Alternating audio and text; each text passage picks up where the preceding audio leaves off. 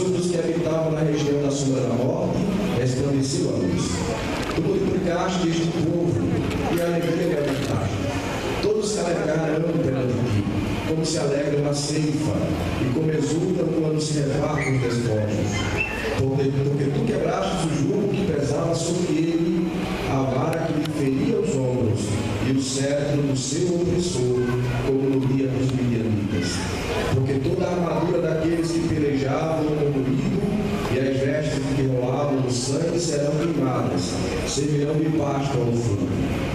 Porque um menino nos nasceu, um filho se nos deu, e o principado está sobre os seus ombros, e o seu nome será Maravilhoso Conselheiro, Deus Forte, Pai da Eternidade e Príncipe da Paz.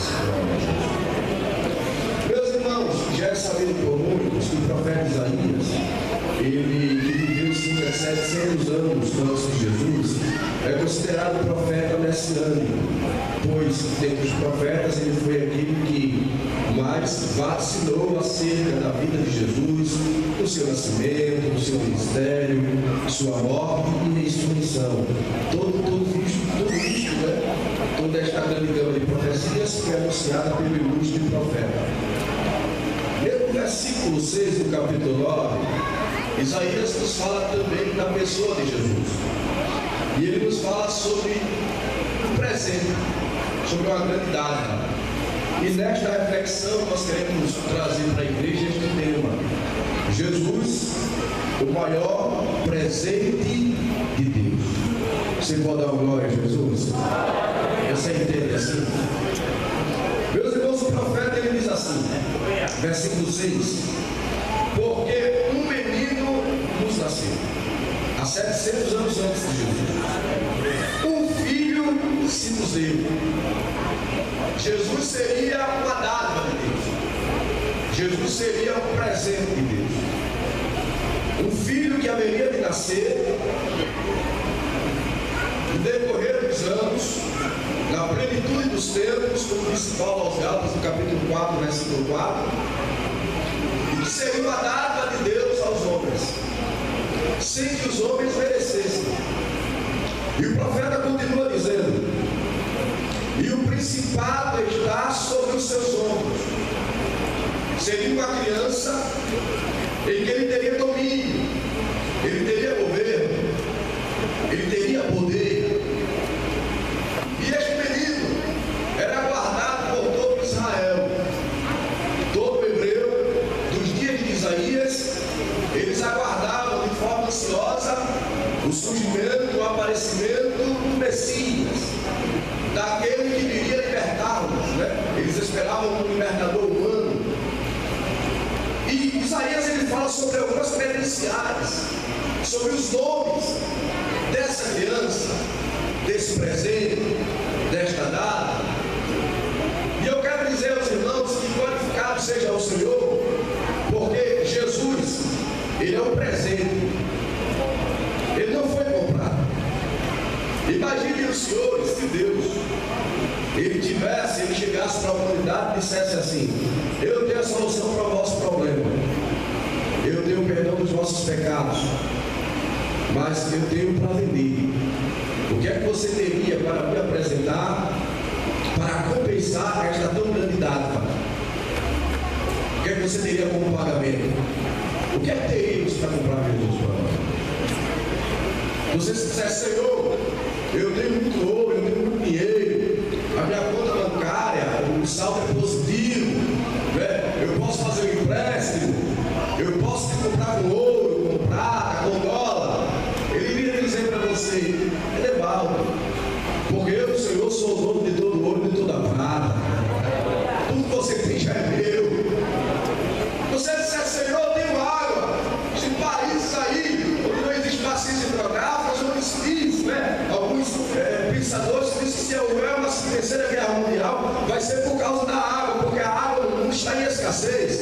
Aqui no Brasil nós somos abençoados, mas na região do mundo, né? Regiões desérticas, onde a água é um bem muito valioso. Eu tenho água, eu tenho rio, eu tenho riacho, o Senhor diria também: mas todas as águas que têm do mundo estão na concha da minha mão, meus amigos.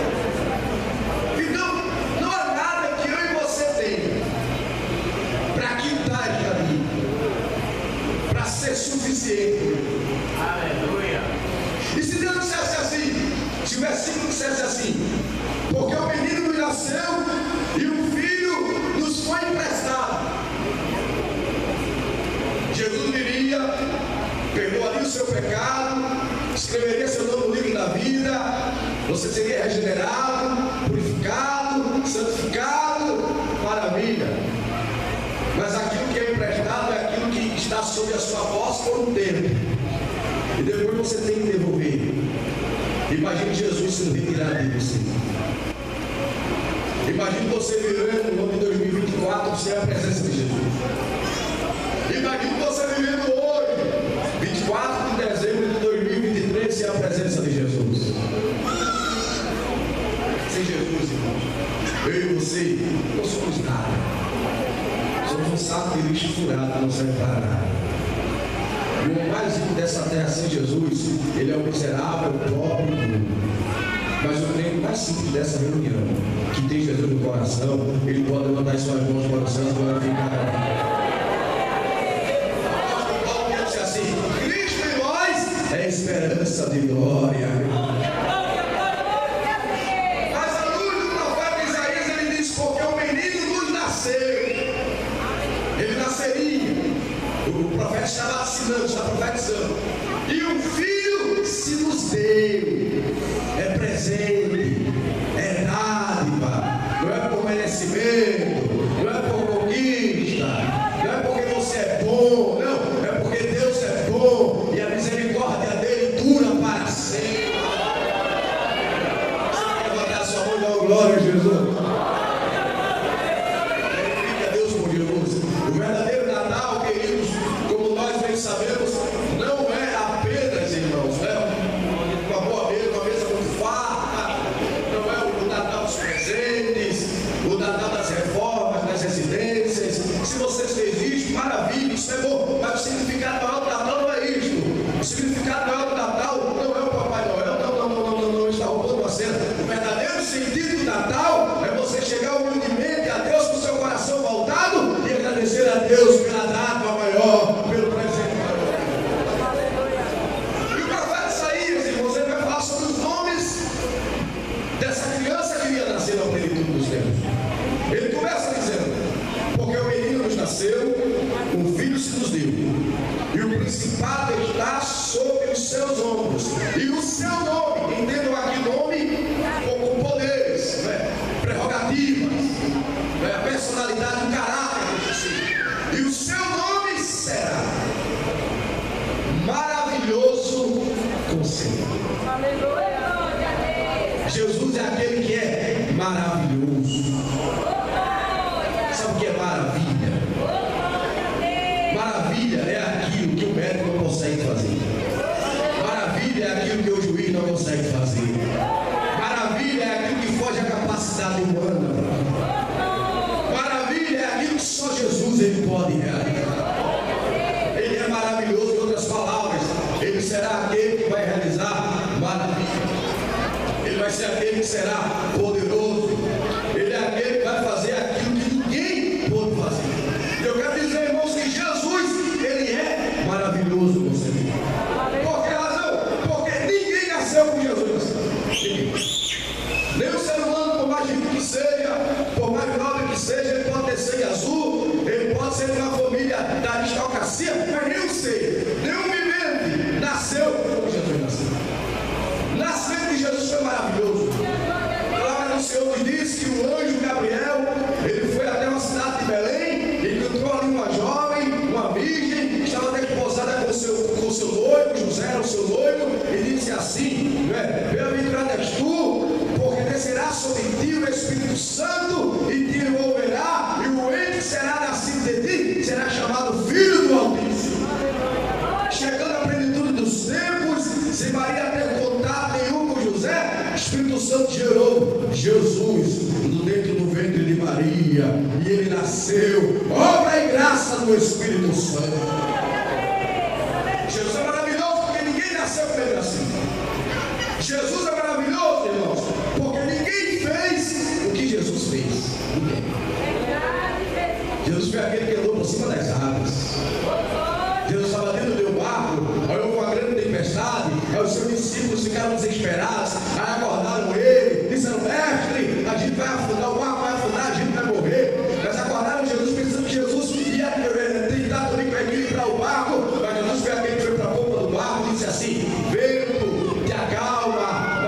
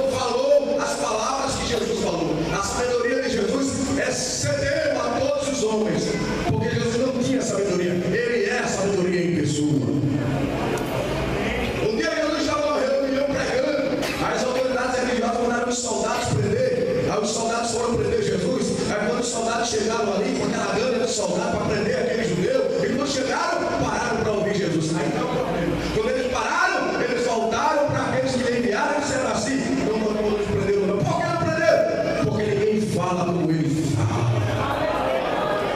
Levante a sua mão e adore. Jesus é maravilhoso porque ninguém nasceu como ele nasceu. Ninguém falou como ele falou. Ninguém fez o que ele fez. E ninguém morreu como ele morreu. É certo que muitos morreram em cruzes naquela região da Palestina. Mas nenhum deles era o Cordeiro de Deus que tirou o pecado do mundo. Nenhum deles era o Cordeiro Santo, puro, imaculado. Estava na cruz, derramando o seu sangue para a remissão da vida da tua vida. É por isso que João Batista, no início do ministério de Jesus, quando viu Jesus lá na margem do Jordão, olhou para Jesus e disse assim: eis aí o Cordeiro de Deus que tira o pecado do mundo. Sabe por que você está aqui? Porque o Cordeiro de Deus, ele foi para o Calvário, ele morreu na cruz.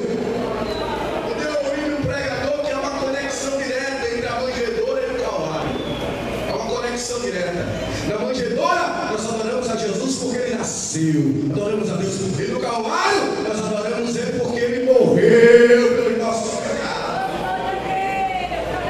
Jesus é maravilhoso porque ninguém nasceu como ele nasceu, ninguém fez o que ele fez, ninguém falou como ele falou, ninguém morreu como ele morreu. Agora, ninguém venceu a morte como ele venceu. Ele venceu a morte. Não adoramos aquele que esteve vivo e está morto. Não. Nós adoramos aquele que esteve morto, mas está vivo pelos séculos. Porque as mulheres, quando foram procurar o seu túmulo lá no jardim, para embalsamarem o seu corpo, encontraram a tampa do túmulo aberta e perguntaram ao jardineiro, pensaram que era o jardineiro, disseram assim: onde está o nosso mestre? Para nós queremos tomar o seu corpo, queremos perfumar, queremos honrar o seu corpo, homenagear. Aí o anjo disse assim: porque vocês estão procurando aquele que está vivo entre os mortos. Ele não está aqui, ele já ressuscitou. Há uma conexão direta entre a manjedoura, o Calvário e o túmulo vazio. Quantos glorificam ao Senhor aqui pela manjedoura, irmãos? Quantos adoram ao Senhor pela cruz, pelo Calvário? Pelo túmulo vazio, está vazio. Ele venceu a morte. Se alguém aqui abraçado for para Jerusalém agora, nesse momento não é muito bom, não, mas depois pode ir e procurar lá o túmulo de Jesus, vai ver uma inscrição em inglês que diz assim: ele não está aqui, ele já ressuscitou.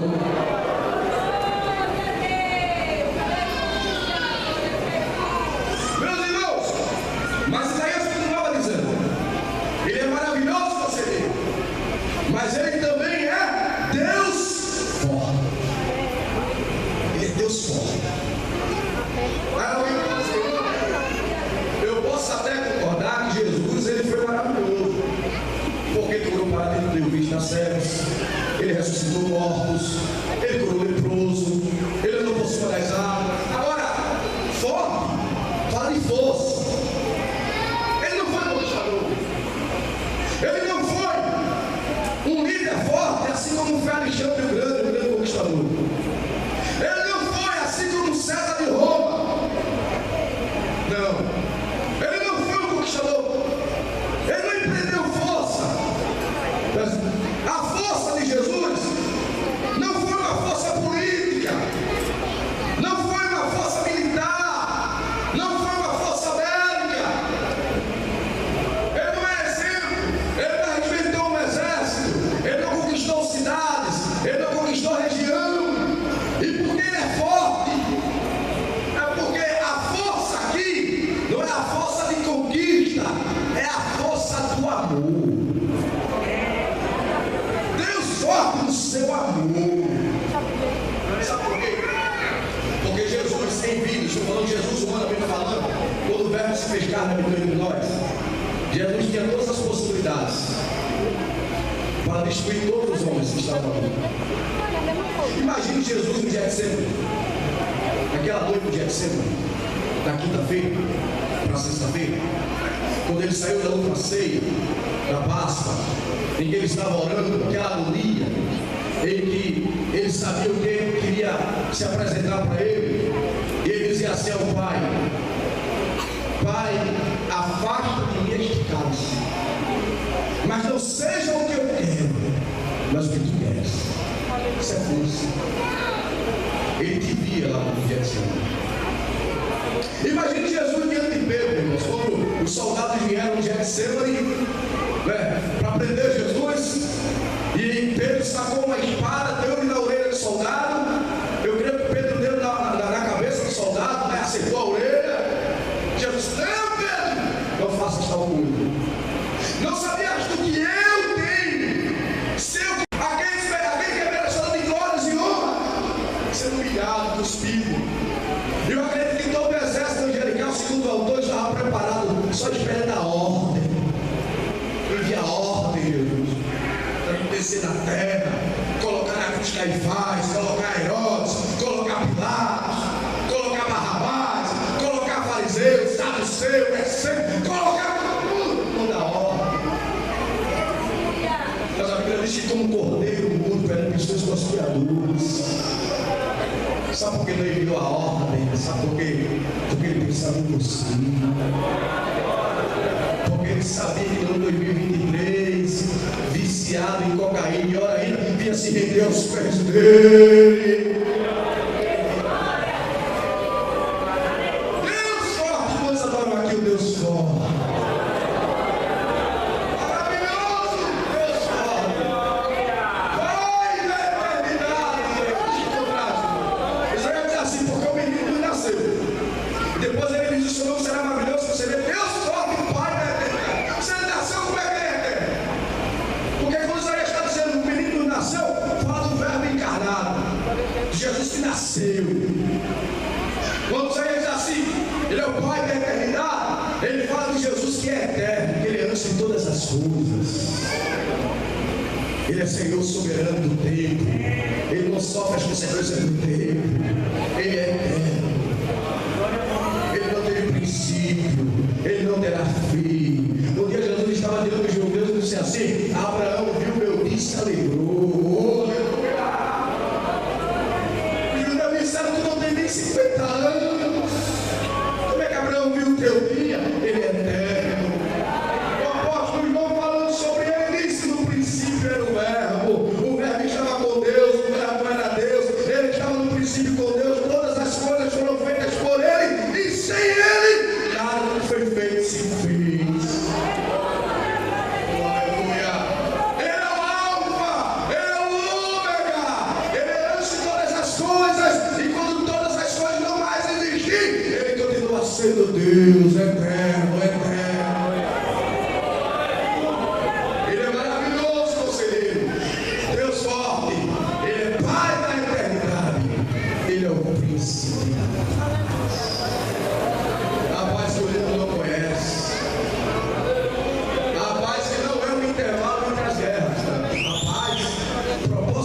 Por Jesus, não é a paz que é o intervalo das guerras, não é a paz que a pessoa tem apenas quando está no azul a conta bancária, apenas quando está tudo bem dentro da sua casa, apenas quando tem saúde, quando tem casa para morar, quando tem uma ceia farta depois do culto. Não. A paz de Jesus é uma paz ultra circunstancial. Você pode ter tudo isso, mas se Jesus você tem paz. Você pode estar aqui e não ter nada disso sofrido. Você pode estar na prova, na matéria, passando por um momento difícil, enfermidade, provação, mas dentro do teu coração a paz. Você tem a paz. A paz que excede todo o entendimento.